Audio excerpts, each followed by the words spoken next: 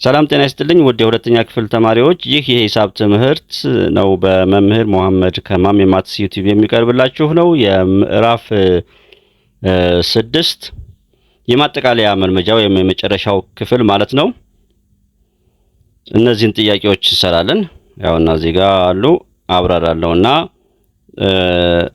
የመጀመሪያው ጥያቄ የሚለው አረፍተ ነገር እውነት የሆነውን እውነት ሐሰት የሆነውን ሐሰት እንድንል ነው ያዘዘን።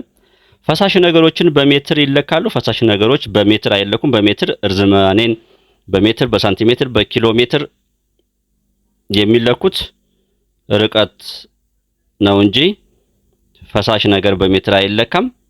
ፈሳሽ ነገር የሚለካው በሊትር በሚሊ ሊትር ነው፣ ወይም ደግሞ ከዛም በላይ እንግዲህ ትላልቅ መለኪያዎች ሊኖሩ ይችላሉ። ለላይ ትልቁ የርዝመት መለኪያ ምድብ ሳንቲሜትር ነው። ሳንቲሜትር በክፍል 1 ላይ በክፍል 2 ላይ ባየነው መሰረት የሳንቲሜትር እና ሜትር የትንሽ ሳንቲሜትር ሚሊሜትር የሚባሉት ትንሽ መለኪያዎች ሲሆኑ ሜትር የመካከለኛ መለኪያ ነው። ኪሎ ሜትር ደግሞ የረጅም። ስለዚህ ሐሰት ይሆናል። 1 ኪሎ ግራም ጨውና 1 ኪሎ ግራም ጥጥ እኩል ናቸው። እውነት ነው።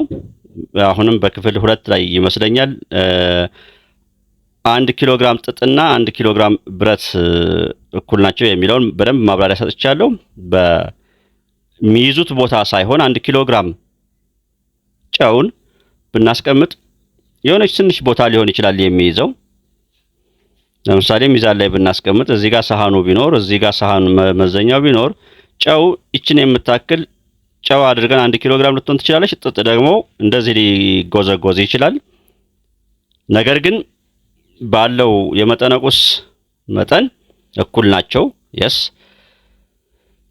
ወደ ሁለተኛው ጥያቄ ስንሄድ ከሚከተሉት የእርዝመት መለኪያ ምድብ ያልሆነው ስለዚህ ያልሆነው የትኛው ነው?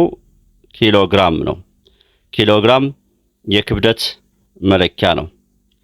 ሶስተኛ ከሚከተሉት መለኪያ ምድቦች ረጅም ርቀት ለመለካት የዚህ ረጅም ርቀት እዚህ ጋር ለላይ ለማብራት እንደሞከርኩት ረጅም ርቀት ለመለካት እነዚህ ሳንቲሜትር እና ሜትር መካከለኛና አነስተኛ ናቸው። ረጅም ርቀት ኪሎ ሜትር ነው ከሀገር ለምሳሌ። አራተኛ ጥያቄ ለእናንተ ልተው።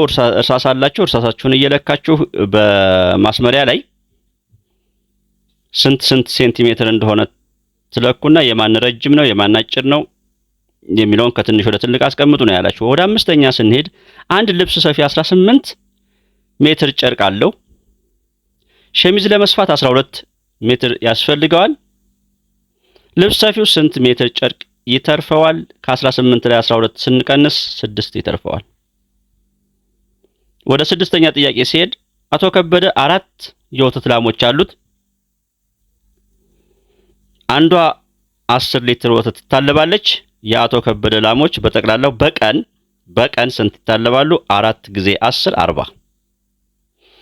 ሰባተኛ አቶ አደም 85 ኪሎ ግራም ይመዝናል። ስለዚህ ለጤናቸው ሲባል ስፖርት በመስራት እና ምግባቸውን በማስተካከል 10 ኪሎ ግራም ቀነሱ አለን። አሁን ያላቸው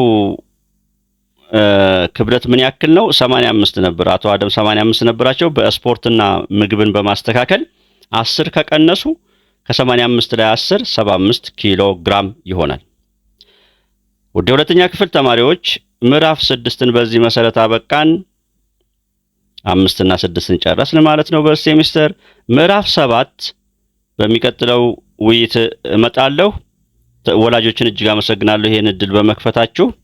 ልጆች ጋር እንድንገናኝ አድርጋችኋል። እጅግ አመሰግናለሁ። ወላጅ፣ ቤተሰብ፣ ዘመድ ኤኒዌይስ ይሄንን ፕሮግራም ላመቻቻችሁ በሙሉ ትልቅ ምስጋና አለኝ። ልጆች ጠንክራችሁ አንብቡ። ቤተሰቦቻችሁ ይሄን እድል አመቻችተው እየሰጧችሁ እናንተ እንድትቀየሩ ነው። ይሄን አስባችሁ ወላጆቻችሁን ወይም ቤተሰቦቻችሁን ወይም ይሄን እድል ያመቻችላችሁን አመስግኑ። በምዕራፍ 7 ባለ 3 ሆሄ ቁጥሮችን መደመርና መቀነስ ምን ይመስላል የሚለውን ይዤ እመጣለሁኝ። ሰብስክራይብ ሳታደርጉ እየተጠቀማችሁ ያላችሁ በሙሉ ሰብስክራይባችሁን ሰብስክራይብ አድርጉ፣ ሼር አድርጉት፣ ላይክ አስተያየትም ስጡ። ከናንተ ምንም የሚጎል የለም። ለኔ ግን ቻናሉ እድገት ይጠቅመኛል። መምህር መሐመድ ነኝ። ቻው።